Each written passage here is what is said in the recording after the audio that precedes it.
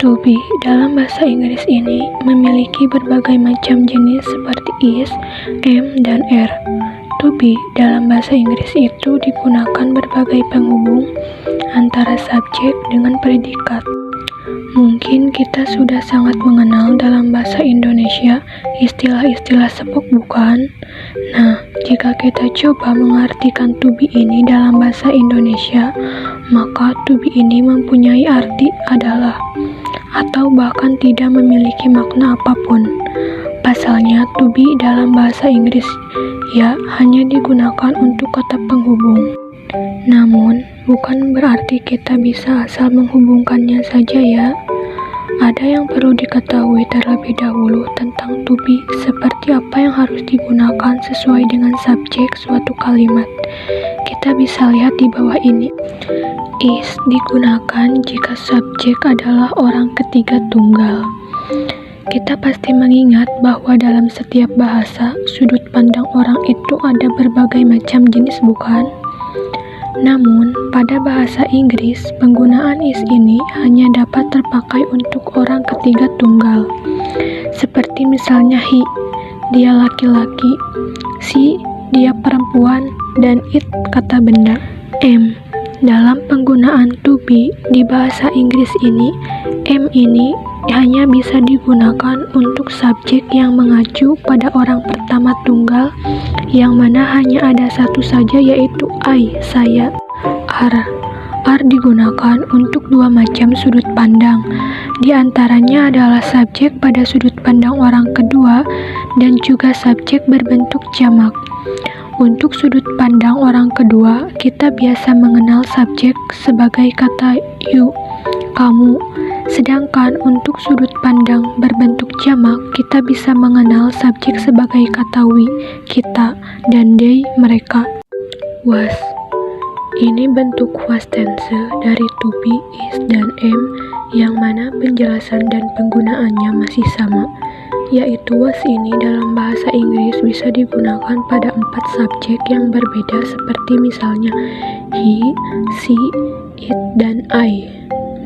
Where ini adalah bentuk past tense dan to be are, yang mana penjelasannya dan juga penggunaannya hampir sama seperti penjelasan di atas, yaitu where ini dalam bahasa Inggris dapat digunakan pada 4 subjek yang berbeda, misalnya I, you, we, dan they.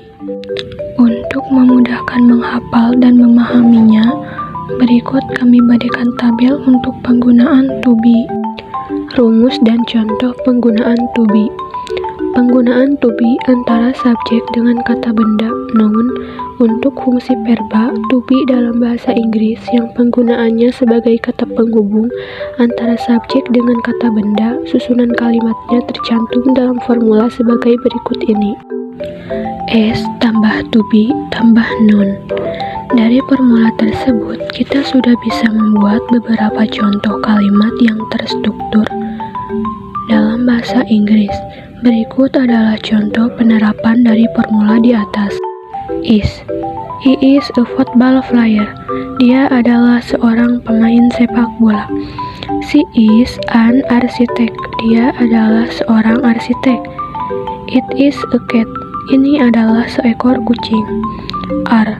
They are teachers. Mereka adalah guru. We are students. Kita adalah murid. You are pilot. Anda seorang pilot. I am dancer. Saya adalah seorang penari. I am a singer. Saya adalah seorang penyanyi. I'm a superstar. Saya adalah seorang superstar. Penggunaan to be antara subjek dengan sifat adjektif.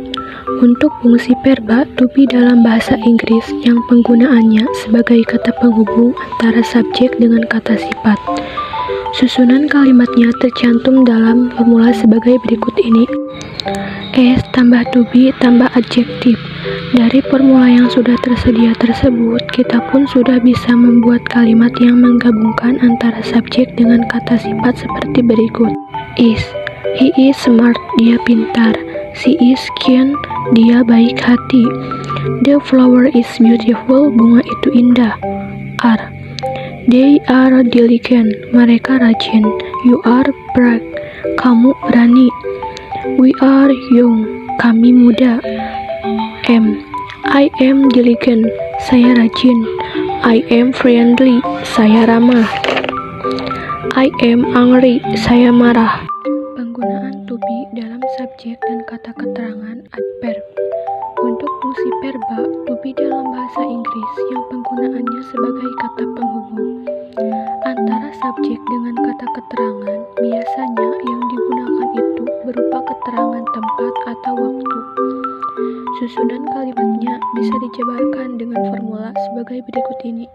S tambah to be tambah keterangan waktu atau tempat. Dari formula yang sudah tersedia tersebut, kita pun sudah bisa membuat kalimat yang menggabungkannya antara subjek dengan kata keterangan waktu maupun tempat seperti berikut. Is, she is at the park, dia berada di taman. He is at the hospital, dia berada di rumah sakit. He is at the office, dia berada di kantor. The dinner is at 7 p.m, makan malam pada pukul 7 malam. Are, we are at a restaurant, kami berada di sebuah restoran. They are at school, mereka di sekolah. You are in my house, kamu di rumahku.